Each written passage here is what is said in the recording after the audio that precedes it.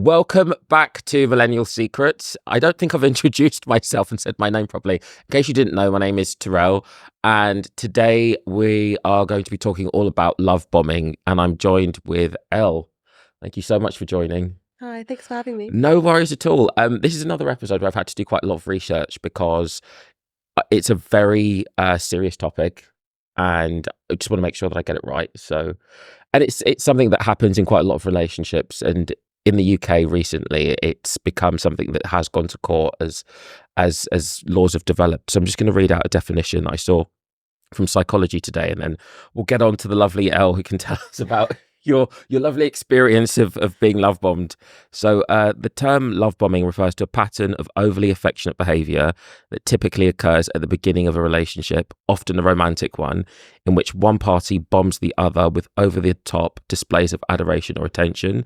This behavior can include showering the other person with gifts and or compliments, declaring love early on, taking steps to remain in constant contact, and spending increasing amounts of time together. So on top of that, it can also include things like introducing important members of your family to that person quite early on and all that sort of stuff. And you've gone through this.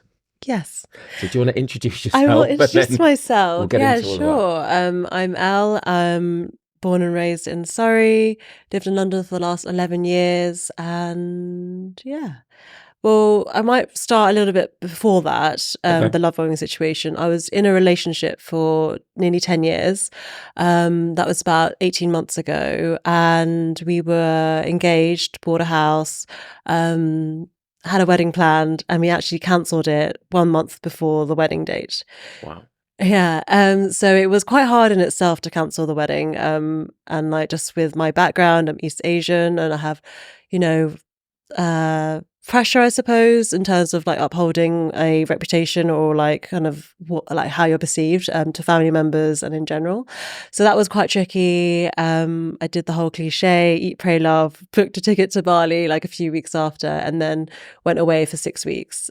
After that, I kind of had an interaction with this man on Field, the app, and I keep saying that Field needs to sponsor this podcast because all of my guests are kinky and they're on it. And basically we were talking for about a month and a half or so, and then we met in January, and I would say it was a quite intense date. It felt very full on. It felt like we'd known each other for a while. He made me feel super comfortable, which can be a good thing. But later on, I realized it was something else. It was like a dysregulation of my nervous system. Essentially, we saw each other quite a lot, quite quickly. And I thought, he's 10 years older. He was 10 years older. He isn't dead. But like, I thought maybe like, yeah, he's been around the block, he knows how to like, have a date and stuff, and I'm like fairly new to dating. And 25 days later he proposed to me. So just like the definition of this, you're having a great time. Were you traveling? Were you doing things like we were seeing each other a lot, we were hanging out. And was it like what they were saying, so the compliments all the time, showering you with gifts? Did you get some good stuff? So you got some good shit, didn't you? I didn't get some. You know what, gifts isn't my love language, but for somebody who's love bombing though, I think he was kind of maybe more like booking restaurants, booking experiences, taking me around everywhere, driving me places and taking me away for weekends, which is great. But it was more the affection that he was really giving me. It kind of felt like he had analysed who I was. This is the whole thing with it. They know what your insecurity is. For example, some of the research that came out of this is that with single mums, it's quite a big thing because they're viewed by a certain sector of society as desperate because they're coming with baggage. Right. This was in Psychology Today, or one of the articles, and they will tap into that like, oh, don't you want somebody for your boys to look up to? I'll take them out to play football. Yeah. So it's digging into that insecurity. So he obviously was able to find out that obviously you'd just been married. Well, you almost married. Yeah, he knew all of those details. And he was analysing everything. Exactly. And I don't know if it's intentional. Like I like to give people the benefit of the doubt. Like I feel like I was revealing parts of myself slowly, and maybe he understood that and he literally went in and ticked all the boxes that I wanted in a relationship or a partnership, and that's how it happened. But just to rewind a little bit, like growing up in like England from like Chinese parents, people know that like East Asian parents aren't that affectionate, aren't that loving, aren't that like kind of, you know, words of affirmation or physical touch, like rarely any hugs and things like that. So if you come from an environment like that and you crave that in your adult life and you get it like 10 times intense and more things than you've ever wanted, it's dangerous. Was this like a white British guy or? Yes. Okay. Yeah. So did you say 25 dates in? Yeah, 25 days. Yeah. In. So we saw each other, we like called each other, we like were talking constantly around the clock. He took me away, and genuinely I thought he was going to tell me like, oh, do you want to like be more exclusive or just be girlfriend and boyfriend or something? I don't know. Were you in an open relationship with him, or it was, I wasn't in an open relationship with him, no. And he just went in and said, I want to be with you forever, please marry me. And then I was like, at first I paused because I was like, what? I was like shocked. And where were you? Where did it was in happen? Canberra Sands. Okay. Yeah. So I was shocked. I was kind of like disarmed, and I just said I'm not sure initially, and then he like basically convinced me. Wow. I know. So you're engaged after meeting somebody 25 times. Yeah. What happens after that? It just got really intense. I told my sister, told my mum, told my close friends, and they were just like, what? It is quite intense, like, but at the time I had done some research and I thought, oh, okay, people come out of long-term relationships and then they meet the one, like maybe this is the one, you know. And at the time I really did believe it. Like I didn't think it was anything like too out of the ordinary, which obviously now I think it is. But having been engaged like within this twice in the span of like 4, 5, 6 months, you were vulnerable. And yeah, exactly. Your heart was open, and that's the thing, like having lots of unhealed parts of you is like open to kind of, I don't know, more dangers, I suppose, when you're not like working on yourself or continuously like working on yourself and trying to heal your inner child and understand who you are. So that happened. I moved in to his house, and it was really great. And then a few months down the line, it just got a bit not so great. Right. And what do they say? They say that like somebody can pretend for 3 months, right? That's what they say, and then they show their true selves. And that's basically what happened. Because I just want to say, because based on the research, it said it's used by abusers to manipulate their partner.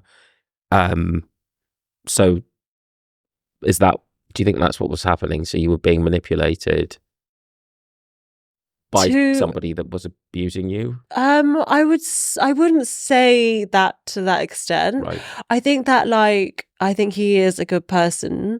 I think that he's also had like some trauma in his childhood and some things that have happened in his life and some troubles that he's dealing with himself. I think at the end of the day that it's not something that I regret at all. I think it's like been an amazing life lesson, and it's really made me like look inwards on myself and like work on myself and really be happy with myself, instead of trying to find somebody to fill that void or find somebody to like kind of feed your own love languages that you require. Like that's what I've been working on since then, because I don't want to rely on anybody else to fulfill me.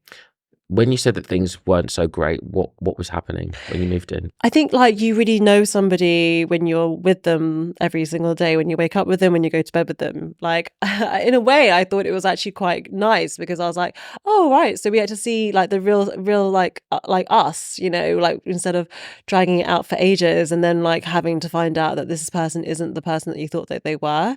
So like, you know, I wake up quite positive every day. I know. Yeah. I can see. I like know you do, I am such a morning bird. Like Yeah. I wake up at 6:30 a.m. naturally, like every single day, and sometimes maybe a bit later. But and he kind of woke up really unhappy and like begrudgingly against the world. And I was like, wow, like that's intense energy to be around. You wouldn't really know that after 25 times meeting No. somebody, would you? Because you only show a certain side of yourself. Exactly. You show your best self.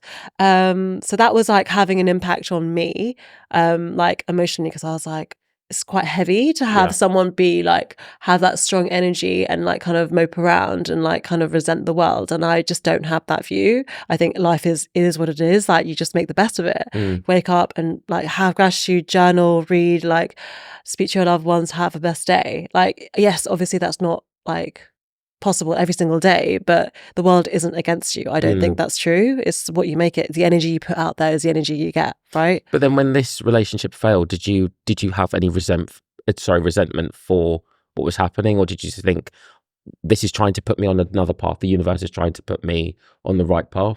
That is exactly it. So I had like a little bit like, I was a bit torn up because I was like, wow, I thought he was the one. Like that was really hard. Like, you know, probably a little bit more challenging than my other breakup, actually, in a really weird way, because I guess I was in a different space, like mentally. He promised a lot of things, like babies and like moving abroad, future, etc., which is amazing, but like none of that came to fruition. None of it could.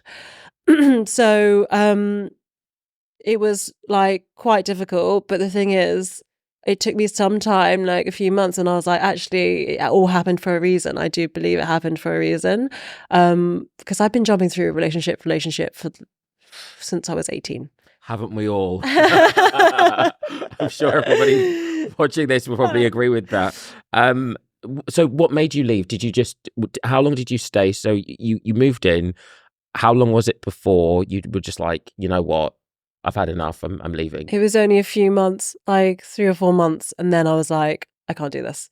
Like, I think it was at the end of the last month where I was like, this is not going to work. Like, I had a gut feeling that this is just like too unstable, too volatile for me. Like I like grew up in a very stressful environment with my parents, a lot of abandonment, a lot of conflict, and unhealthy toxic patterns, and I could see it going towards that way, and that isn't something that I'm looking for. Isn't it interesting though, because initially he showed what you were craving, which was the love and the attention, and then as soon as he got you kind of in his trap, it went straight back to what you were running away from. Yeah. Did you tell your parents about any of this, or did you keep my it dad? secret? No. My mom, like some details, but not too much. Like my sister knows everything. She is literally my savior. She's my life support. She's my everything. We're super close. And also my brother, who's been very helpful in the situation, very like logical and understanding about a lot of things. So I have like close people that I can talk to and really close friends. I think it's and that way I feel really lucky, because I know that people have been in situations where they haven't had anyone to speak to about this. Or they can't leave. Exactly, or they can't leave. And that's like quite traumatizing in itself. So I feel very lucky to also be in a different headspace. So there was one point where we had some conflict, and then I just said, I'm leaving, I'm out. And then I started packing all my things right there and then. And he started like freaking out, being like, wait, you're not really leaving, are you? Like kind of trying to like, but that's the control element, exactly. Right? And for me, like if I hadn't already, I mean, I've been in and out of therapy for like 12 years, some of it not great. Yeah, not every but some of it, great. exactly, but some of it great. And like if I hadn't been like very aware and like kind of understanding of where I was and where I'm headed, I would have just stayed for months, maybe more. And I was like, no, I'm throwing in the towel here. I can't do this to myself. Like I've just come from another long-term relationship, which was great in terms of friendship and a lot of toxicity patterns. I'm just like, I'm not doing this again. I'm not a mother. I'm not like here to baby you. I'm literally wanting a partner. I'm not a mother. So no, I'm leaving. Do you think he was threatened maybe by your success? Because you're a very, very successful woman. You're very driven. I think that's brilliant. Was he maybe jealous, do you think? I think maybe of my mindset of how I just get up and go and do stuff and just make things happen. Like for me, I think that mindset has actually come from my parents. They came over here in the 1970s and they had nothing, and they worked themselves like from the ground up.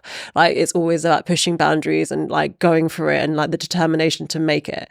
So for me, I don't see that many boundaries. If I want to do something, just do it. Yeah. Like and then see what happens. And for him, he has a complete opposite mindset where he has very big imposter syndrome. He was always like talking himself down about everything. So Can't be around people like that. and it's hard. Yeah. Yeah, for other people and for themselves, right? And I try to like help, but there's only so much that anyone else can do because the person needs to want to do it. Fix themselves. It doesn't work otherwise. So how do you heal after two? I'm sorry. How do you heal after two? Don't worry. Like me and my friends, engagements. let me and my friends laugh about this the whole time. It's The good that you one can laugh about goal, it, yeah. the one goal for me this year is to not get engaged.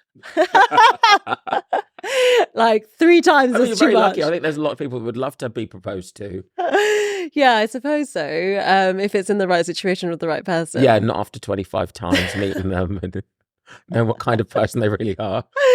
Yeah, exactly. So how do you heal from that? By literally listening to yourself, taking time, taking space, and being aware of what your own patterns are. I have my own toxicity. I'm not saying I'm perfect. I'm not like we are all products of our own conditioning, Yes, right? yeah, that's true. So I have my own stuff that I'm dealing with, and I'm stepping away, and I'm really aware of that, and I'm really open with myself, and I call myself out on my own shit the whole time. I'm like, what the hell are you doing now? Like, but it's also fine. Like, forgiveness for yourself and love for yourself is the first step. And you were talking when we were speaking the other day about dating yourself. Do you want to talk a bit about that? Because I do that. Yeah, I love it. So I've always felt like I've needed somebody, like most of my life. To complete you. Yeah. Oh, really? Or just like in general, like to do things. Yeah. And since like the end of the first engagement, I basically wanted to take it into my own hands to be like, right, why do I need somebody to go and hike a volcano? Why do I need somebody to go and dive 30 meters underwater, get my scuba license, go kayaking, go whitewater rafting? I don't need somebody to do that. So it was really empowering just to do things that I wanted to do without having to ask somebody if they wanted to do it or feeling that I needed someone to do it. So after like a while, you build up confidence for yourself to be like, what? You can do this all on your own. You can go out to your favorite restaurant, you eat on your own, you can read on your own, you can travel on your own. Like everything that you want to do with somebody, you can actually do on your own. Yeah. It's just a bonus if you do it with somebody that you actually like and want to be with. Yeah, that's right. So that just takes time, I would say. Like a lot of my friends were like, how are you just sitting in a restaurant on your own? I would never be able to do that. I feel too awkward. I've had that like, judgment as well. Like, how are you able insecure, to do? I'm not at the point where I could take myself out. I can take myself out for dinner in another country. Like in America, I do that quite a lot. I'm not confident enough, I would say, to do that in London. Okay. To go to like central London or somewhere and sit at a table on my own. So for you, did it take you a while to build up to that and just think, I'm happy in my own company and I'll take myself out on a date?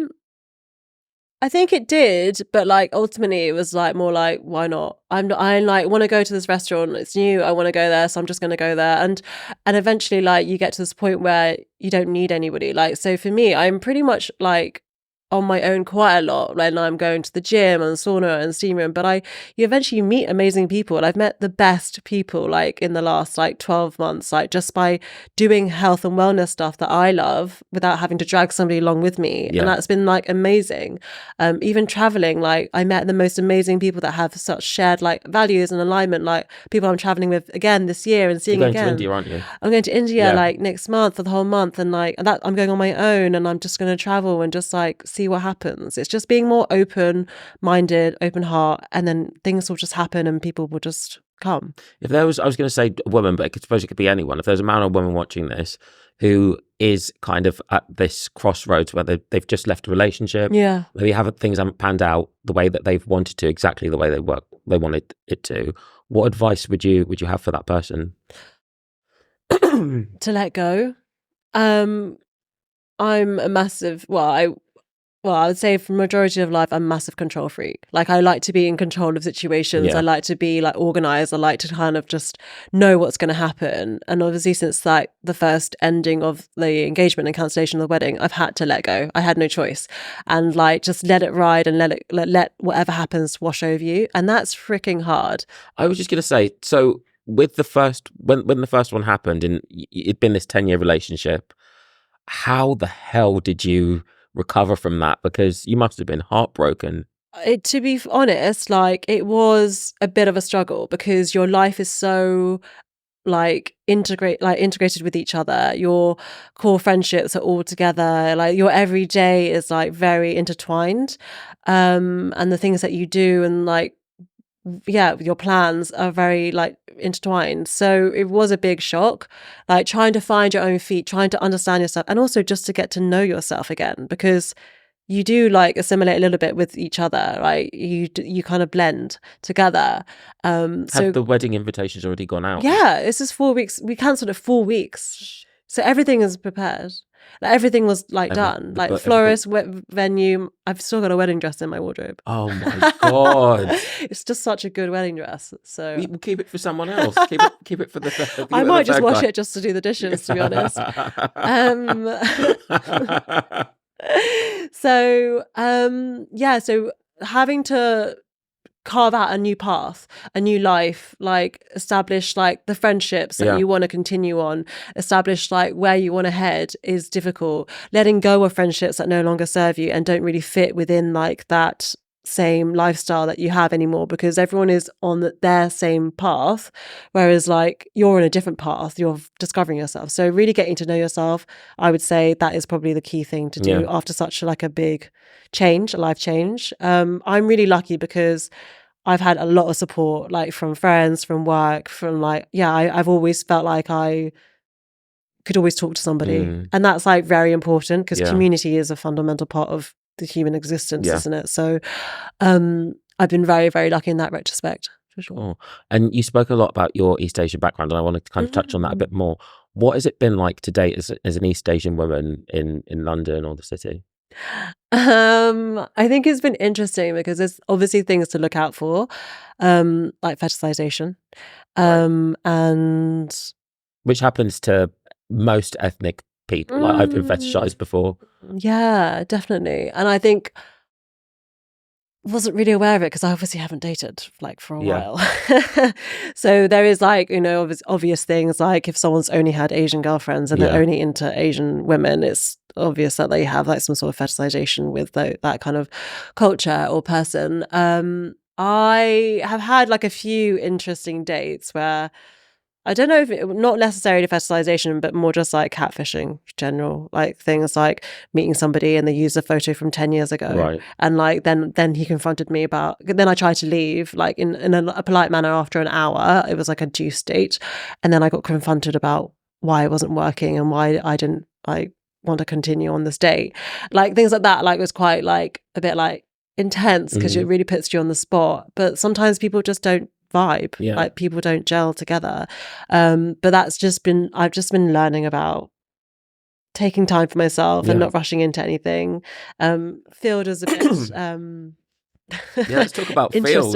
Let's talk about Field. I thought this is going to be one of my cleaner podcasts, but let's jump straight in. What has your experience been like on Field? I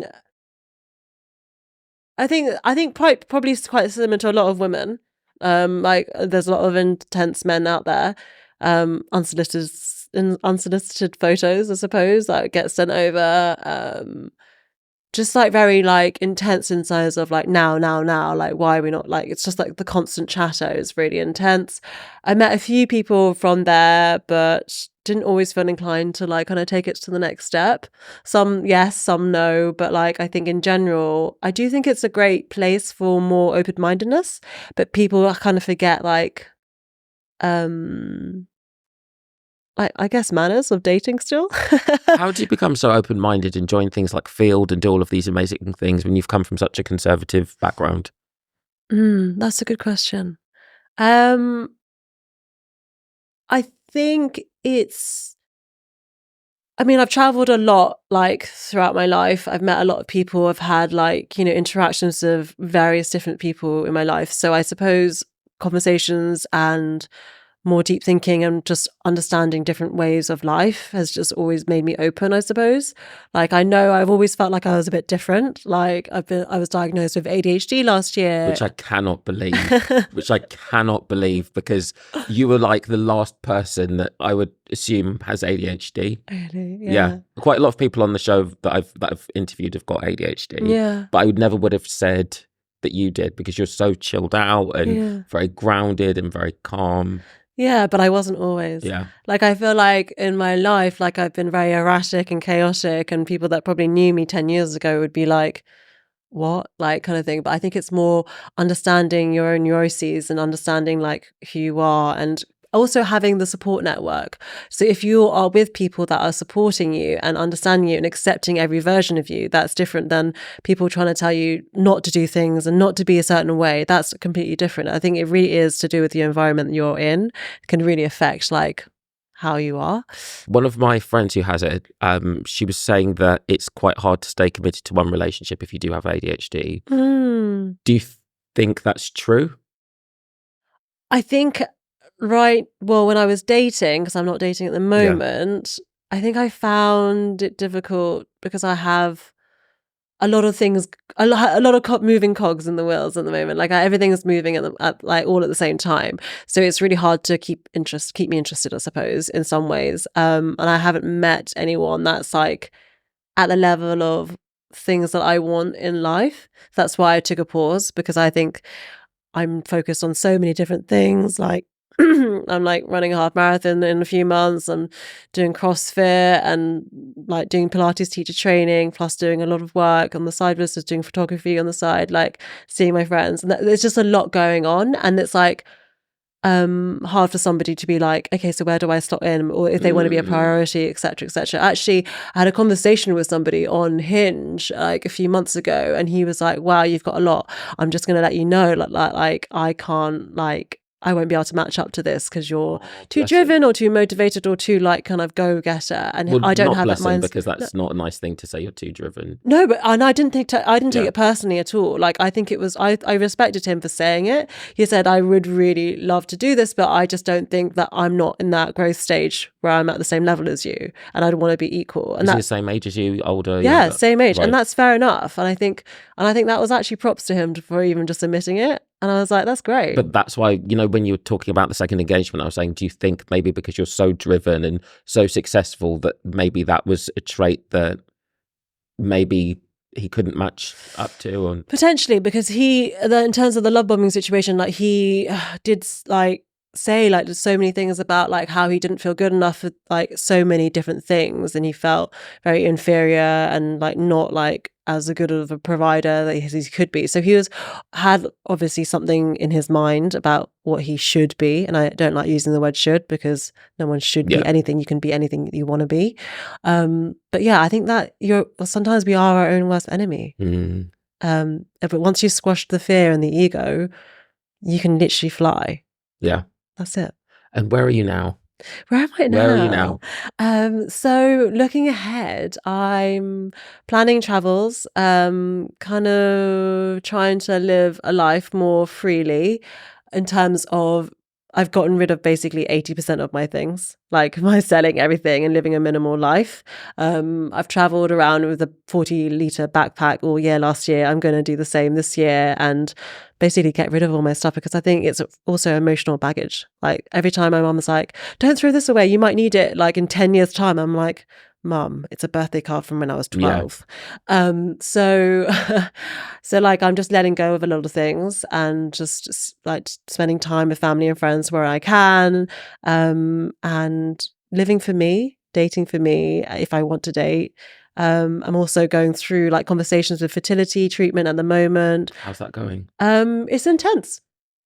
I'm not gonna lie, it's something that people don't really often talk about that much, and I always wondered why, because like we're getting to the stage that I'm coming onto my mid-30s, and it's something that we do have to think about. And I've got friends at my age, 28, 29, who are doing it. I love that. And I, in some ways, like that would have been great if I had done that before in hindsight. But at that time, I thought I was going to be with one person forever. So I know that the reality of my situation is I had to have these conversations, and I feel very privileged to even have these conversations because I know that it's expensive. Very expensive. Yeah, of course. And so, that's kind of the direction I'm going in, and just so that I don't have to worry about it, and I don't have to put pressure on a situation that if I'm in a relationship in the future that we have to talk about. But also I can have the option if I want to just have the baby on my own. I was just going to ask, would you do it on your own? I don't know yet. I don't know if I want to have kids yet, but the thing is I just want to have my options open, because you have to be okay with not finding the right person. I think that's the key to being like successful in loving and being with yourself. You have to be okay with like being on your own. And that's kind of something that I'm accepting at the moment. But yeah. That's amazing. Well, I think that's a great place to finish this. Yeah. I think it's been great. Thank you so much for doing it. Wasn't that bad, was it? No, It was thank good, right? you. Thank Yeah, you. it I was think you're good. gonna It help was a lot of easy. people. Thank you again, guys, for watching. See, this wasn't a sleazy episode this time. It was actually quite educational. As always, comment, like, share, and subscribe. And you'll find this on all streaming services and YouTube. I'll see you on the next one.